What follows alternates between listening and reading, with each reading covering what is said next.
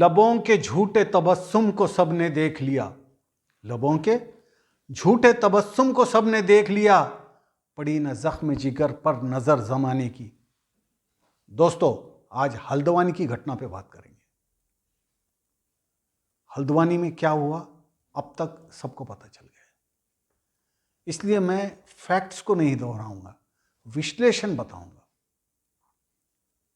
हल्द्वानी की रेलवे की 29 एकड़ जमीन पर इंदिरा नगर और उससे सटे 2-3 मोहल्ले 90% मुसलमान और 10% हिंदू भाई रहते हैं।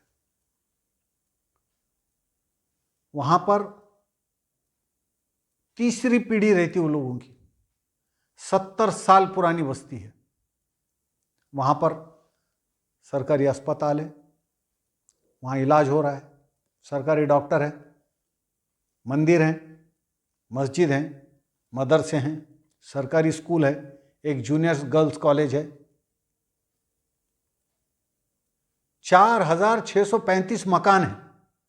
एमपी फंड से काम हुआ है, एमएलए फंड से काम हुआ है, सड़कें बनी हैं,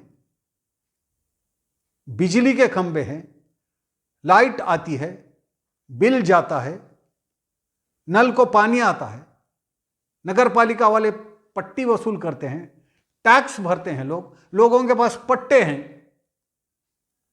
किस बात की कमी है? किसी बात की नहीं। फिर अचानक 2014 में रविशंकर जोशी नाम के एक साहब उठते हैं और उन रेलवे की ये जमीनें और खाली कराने के लिए याचिका दायर करते हैं।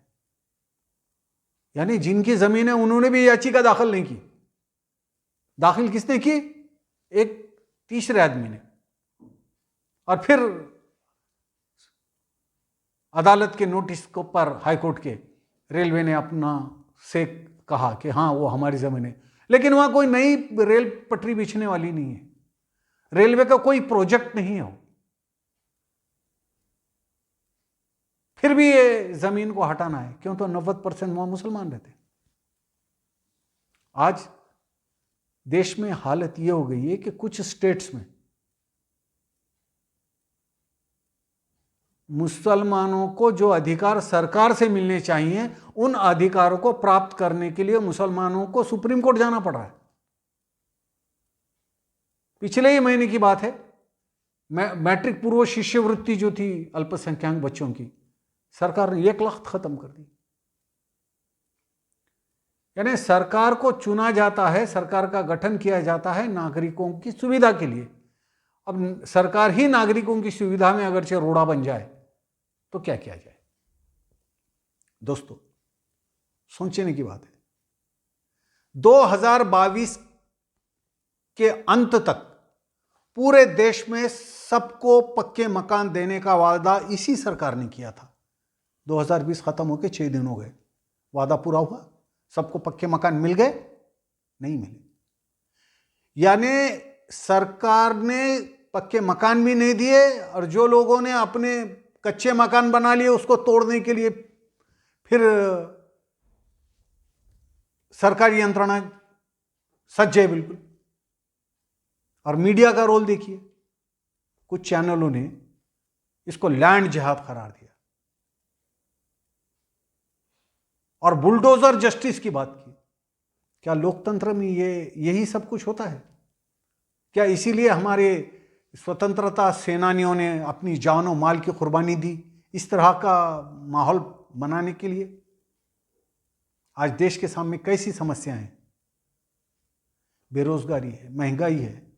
इसी साल, इसी हफ्ते, इसी सप्ताह आईएमएफ ने इस बात की चेतावनी दी है कि दुनिया की 33% आबादी जो है वो मंदी की चपेट में आने वाली है।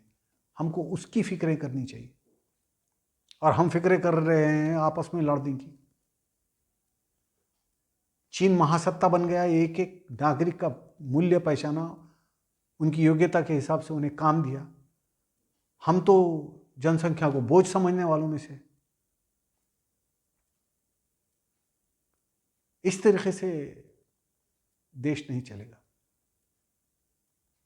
और चलेगा भी तो फिर उसकी प्रगति नहीं होगी। इसी प्रदेश के मुख्यमंत्री पुराने हरीश रावत ने ये बयान दिया है, सार्वजनिक रूप से कहा है कि 2016 में ही जब उनकी सरकार थी तब उत्तराखंड में ये कानून पास किया गया था कि झुग्गी झोपड़ियाँ जो अतिक्रमण है उसको रेगुलराइज की जाए, और इस सरकार ने उसका इस्तेमाल भी किया। कई जगह पे झुग्गी झोपड़ियों को, कच्चे मकानों को, कच्ची बस्तियों को रेगुलराइज कर लिया गया। सिर्फ ये बस्ती, इसी को सिंगल आउट किया गया था। ये उनके शब्द हैं, इसीलिए ना कि वहां मुसलमान रहते थे। और अगरचे यहां 90% हिंदू भाई होते और 10% मुसलमान होते तो क्या सरकार का यही रुख होता?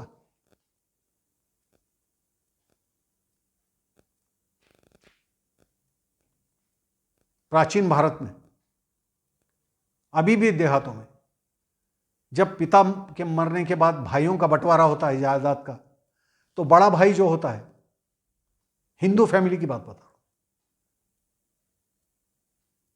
वो गांव के 4 संभ्रांत लोगों को बुलाता है और पिता की प्रॉपर्टी के हिस्से किए जाते हैं भाइयों में। और सबसे छोटा जो होता है उसको पहले हक होता है, वो जो हिस्सा उठा ले। सब भाई हिस्सा उठाने के बाद जो बचा हुआ हिस्सा होता है वो सबसे बड़ा भाई उठाता है। कितना महान तत्व है ये। जाहिर है सारे छोटे भाइयों ने अच्छी अच्छी ज़मीन, अच्छे अच्छे घर, अच्छी अच्छी प्रॉपर्टी ले ली, बची हुई बड़े भाई के हिस्से में आई, लेकिन फिर भी उसके ऊपर सब्र करता है। ये भारत की हिंदू संस्कृति का बड़ा यानी मायनास, जिसको सैल्यूट किया जाए ऐसा तत्व है। मेजॉरिटी में हैं आज हिंदू भाई, वो भी बड़े भाई हैं। माइनॉरिटी, आदिवासी, दलित, पिछड़े, ये छोटे भाई हैं। तो इनका हिस्सा देना चाहिए। वो तो गया, उल्टा उन्हीं के ऊपर अत्याचार करने की साजिशें की जा रही हैं। आप देखिए,